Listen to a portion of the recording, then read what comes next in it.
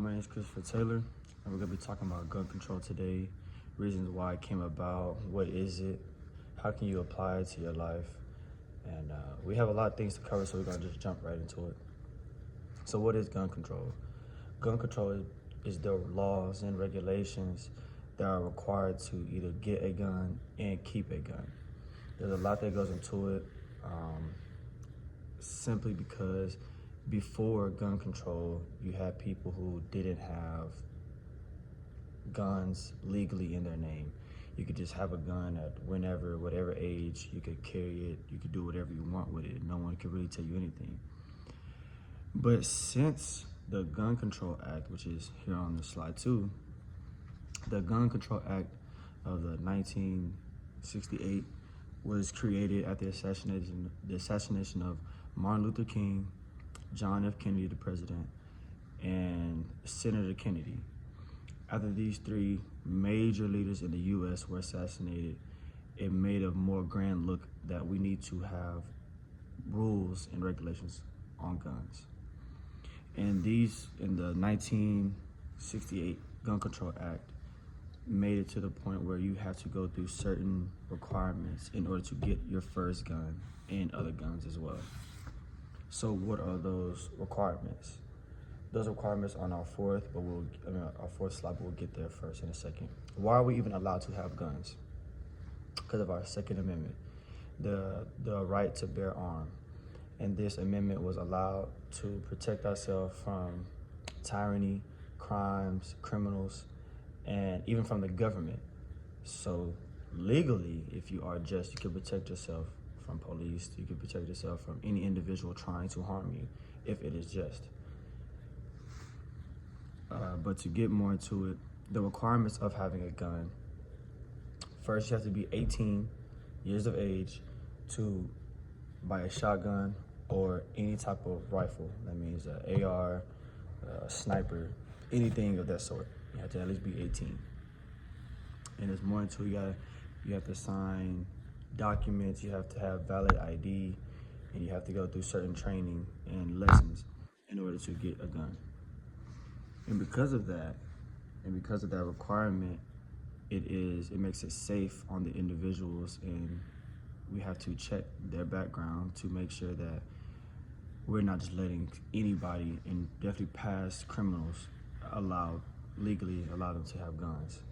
Because what do we look like giving somebody who has a criminal record of killing a gun? So background checks is major, which I believe is the most important part, because it shows that this person is responsible. So I feel like that's a major part that goes into the requirements. And for the safety purposes of it, every gun now, since you have to be required to get one, you have your name is attached to your gun. Your name is also, your bullets are attached to your gun, which is attached to your names. So if any crime happens, if anything happens, all that can be traced back to the source of who it is. Which comes to my next slide, the mistakes. If you lose or get your gun stolen, it's not mandatory or a law or any crime if you don't report it, but it helps you out in the long run, because in the courses, if you go through the courses and get a gun, they'll teach you, if you do lose or get your gun stolen, report it ASAP, because you don't know who has that gun, or if anybody has that gun, and if they do, what they intend to use that gun for.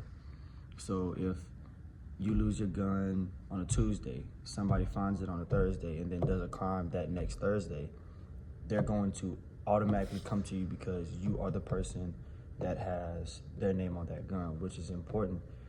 Within that day, the moment you find out you do not have your gun, that is lost, it is stolen. Even if you find it later, go ahead and report it as lost or stolen, so that it clears your name from anything that happens with that gun afterwards. And if you find a gun, if you want to be a good Samaritan, report the gun within 48 hours to the local police or department around you. And the main thing I want to talk about is the difference in the law control, the violent crimes before and after this act, before the Gun Control Act. So before, a lot of killings. No one could solve these cases because no one had their name on their guns. Now, even though gun violence has risen only because of how much guns are in the U.S. now compared to, 40, 50 years ago, more crimes are being solved because we can trace the gun and find out whose gun is it, where were they at this time, when it was lost, where was it lost at. Then we can go look through cameras. It's a big operation now, but we have a starting point.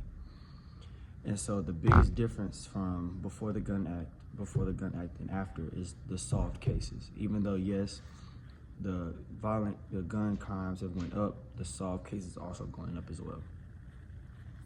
And to close this off, I just want to appreciate the Gun Control Act because it shows that we are progressing in the safety of Americans today.